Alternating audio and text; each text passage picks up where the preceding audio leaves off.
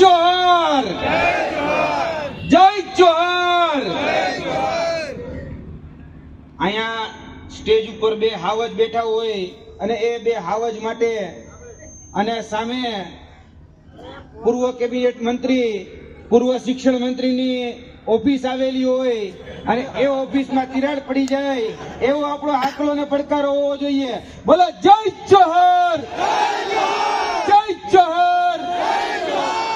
હા એમ હમણાં જ ભાઈ કહેતા હતા ને કે લડી લેવું પડે ભઈલા, હક અધિકાર માટે લડી લેવું પડે.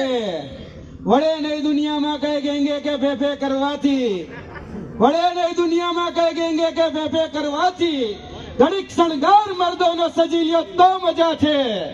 અને મજા કઈક ઓર આવે દાદ જો કાયર વેશ મૂકો અને કદમ બે કાળની સામે ભરી લ્યો તો મજા છે. આજે બંધારણ દિવસ અને બાબા સાહેબ આંબેડકર, ભગવાન બિરસા મુંડા તેમજ હજારો સ્વતંત્ર સેનાનીઓના ખૂનની સાયથી જે લખાયેલું જે બંધારણ હતું એ બંધારણ આપણે બધાને પોતાના મૂળભૂત અધિકારો, હક, અધિકાર અને ન્યાય માટે જ્યારે લડવાની છૂટછાટ આપે છે ત્યારે છેલ્લા ઘણા સમયથી આપણે જોઈએ છીએ કે આપણો અવાજ, સામાન્ય નાગરિકનો અવાજ, એ આદિવાસી સમાજનો અવાજ, એ ગુજરાતના યુવાનોનો અવાજ, કે પછી ખેડૂતોનો અવાજ, કે પછી મહિલાઓનો અવાજ, એ સતત દબાવવાનું કામ આ ભારતીય જુમલા પાર્ટીએ કર્યું છે. અને અત્યાર સુધી તમે બધા જ એના તાજના સાક્ષી રહ્યા છો કે ભારતીય જુમલા પાર્ટીએ અત્યાર સુધી તમને વિવિધ જુમલાઓ આપ્યા. તમારા ખાતામાં 15 લાખ રૂપિયા નાખવાનો પણ જુમલો આપ્યો 10 થી 10 વર્ષ પહેલા. કોઈના ખાતામાં આવ્યા? તો આ ભારતીય જુઠ્ઠાણા પાર્ટીને જે તમારા હક, અધિકાર અને ન્યાય ઉપર જે તડપ મારી રહી છે અને આપણી સામે જેની ઓફિસ આવેલી છે એવા ભૂતપૂર્વ અસફળ શિક્ષણ મંત્રી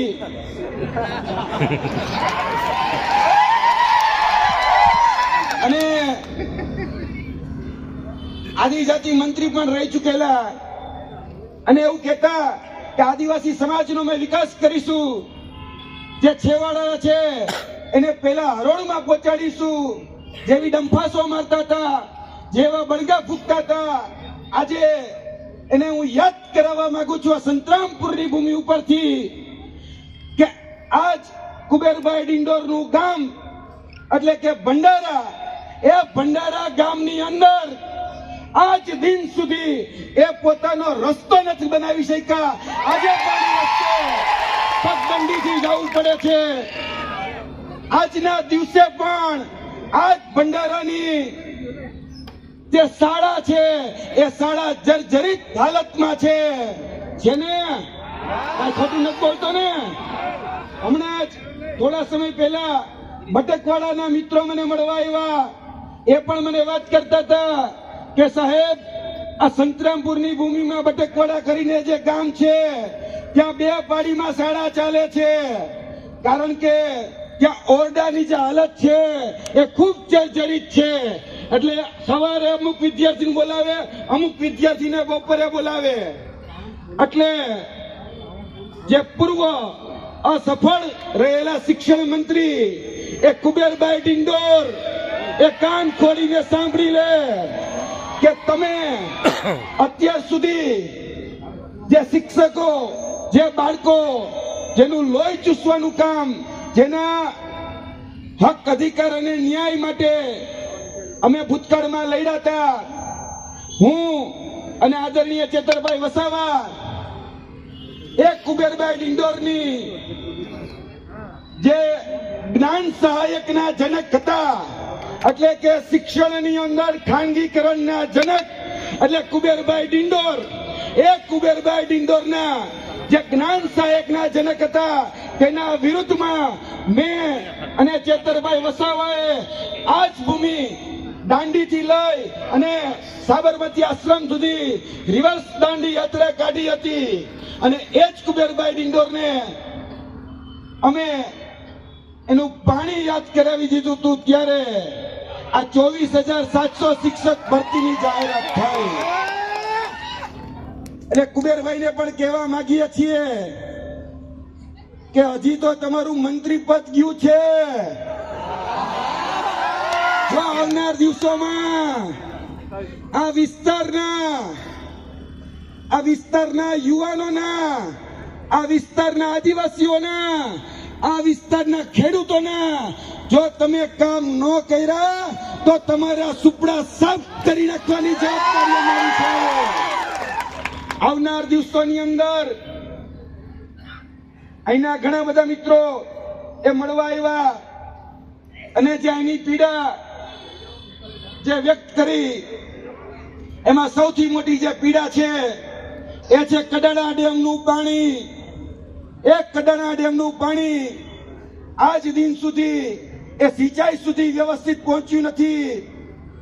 એક કડાણા ડેમનું પાણી એવું કહેવાતું હતું કે વાસ્મો યોજના અંતર્ગત તમને બધાને નલ સે જલ યોજનામાં તમને ઘરે ઘરે સુધી પાણી મળશે.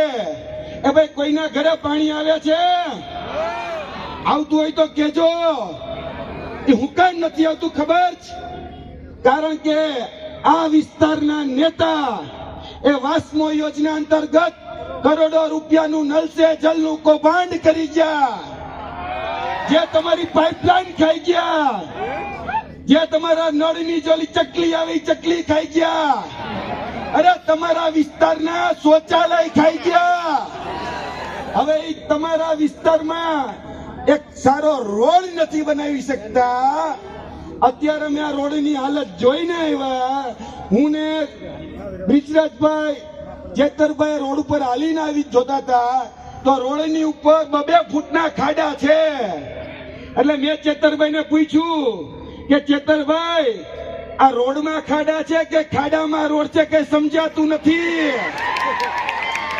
તો કે યુવરાજભાઈ એમાં એવું છે કે અહીંના એટલે કે સંતરામપુર મહીસાગરના નેતાઓના પેટના ખાડા મોટા થઈ ગયા ને એટલે આ રસ્તાઓના ખાડા મોટા થઈ ગયા છે. આ કુબેરના ખજાને ખોટ નથી, કુબેરના ખજાને ખોટ નથી, પણ એની નીતિમાં ખોટ છે એટલે આપણે ભોગવી રહ્યા છીએ.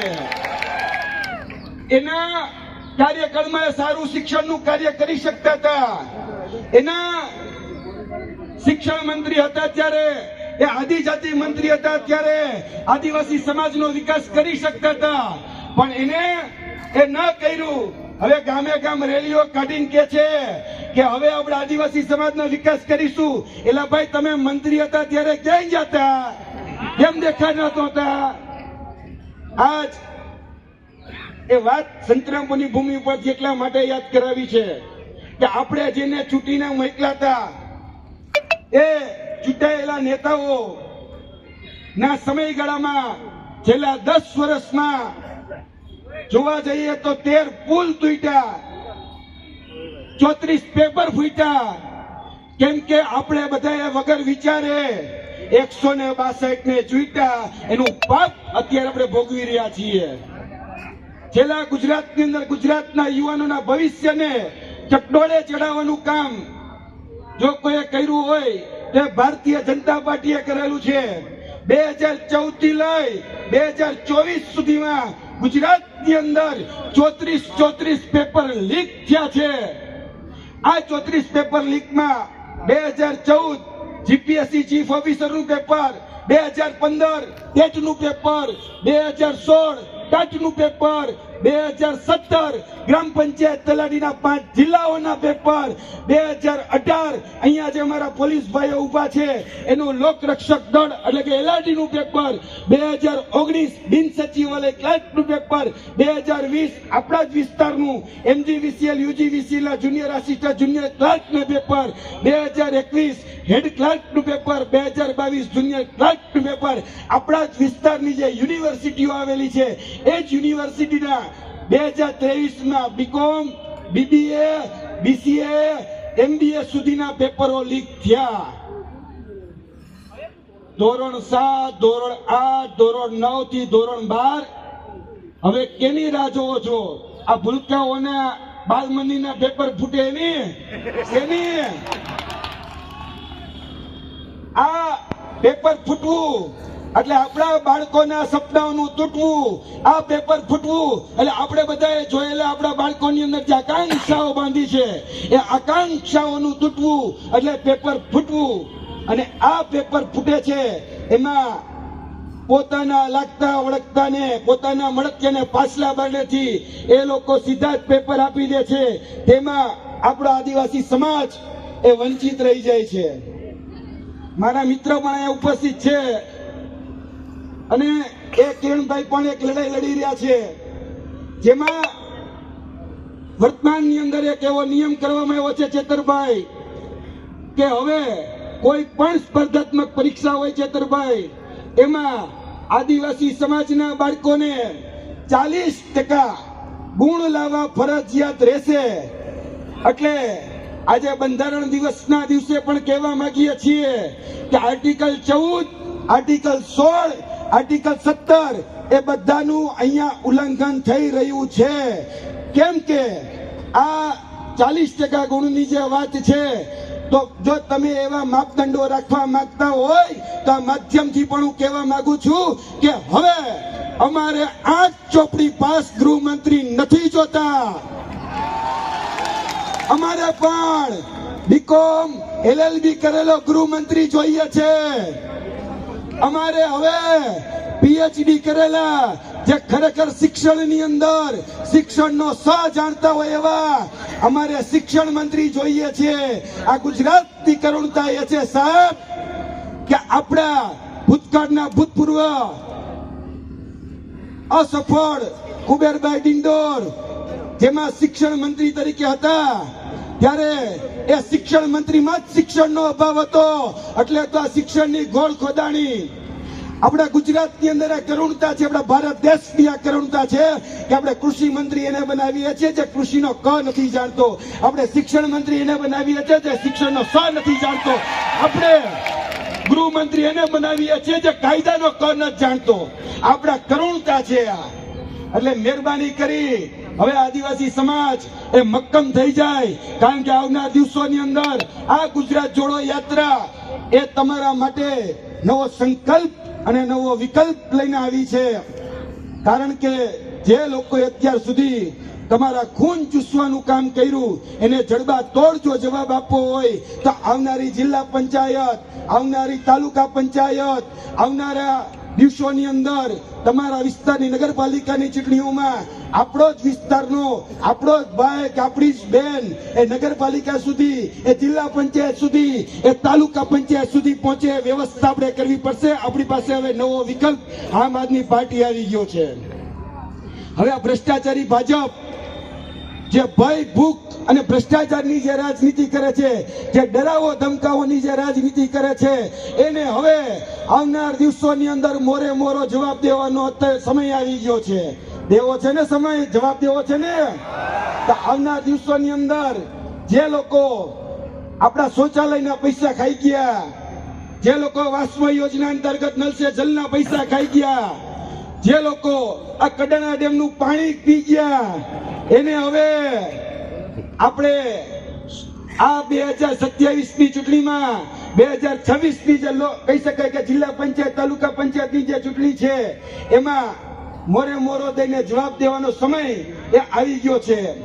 હમણાં જ મને ઘણા બધા મિત્રો જે કોમ્પિટિટિવ એક્ઝામ એટલે કે સ્પર્ધાત્મક પરીક્ષા પાસ કરેલા જે વિદ્યાર્થીઓ છે વિદ્યાર્થીઓ મળવા આવ્યા અને એની જે વ્યથા, એની જે વેદના એ રજૂ કરી કે સાહેબ અમે પરીક્ષા પાસ કરેલી છે પરંતુ અમને નોકરીના નિમણૂક પત્ર નથી આપતા. એવું કહેવામાં આવે છે કે વિશ્લેષણ સમિતિની અંદર તમારા ડોક્યુમેન્ટ ગયા છે, જ્યાં સુધી એ ડોક્યુમેન્ટ ચકાસણી નહીં થાય ત્યાં સુધી તમને નોકરી નહીં મળે.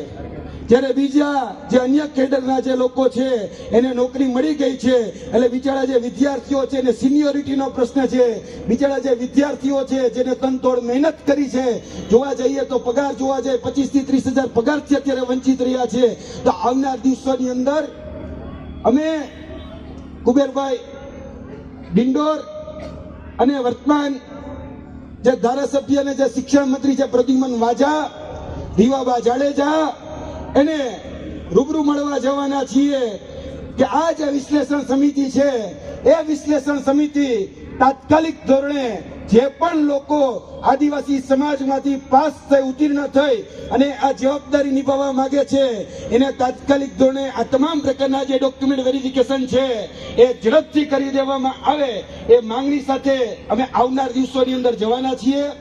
મારે વાત બીજી એક હજી કરવી છે કે છેલ્લા ઘણા સમયથી આપણે જોઈએ છીએ કે આ સરકાર આપણા હક અધિકાર માટે, આપણા હક અધિકાર ઉપર જે તડપ મારી રહી છે, જેમાં આદિવાસી સમાજની ધોરણ 10 પછીની જે પોસ્ટ મેટ્રિક શિષ્યવૃત્તિ યોજના કહેવાય એ પોસ્ટ મેટ્રિક શિષ્યવૃત્તિ યોજના આ સરકારે બંધ કરી દીધી હતી.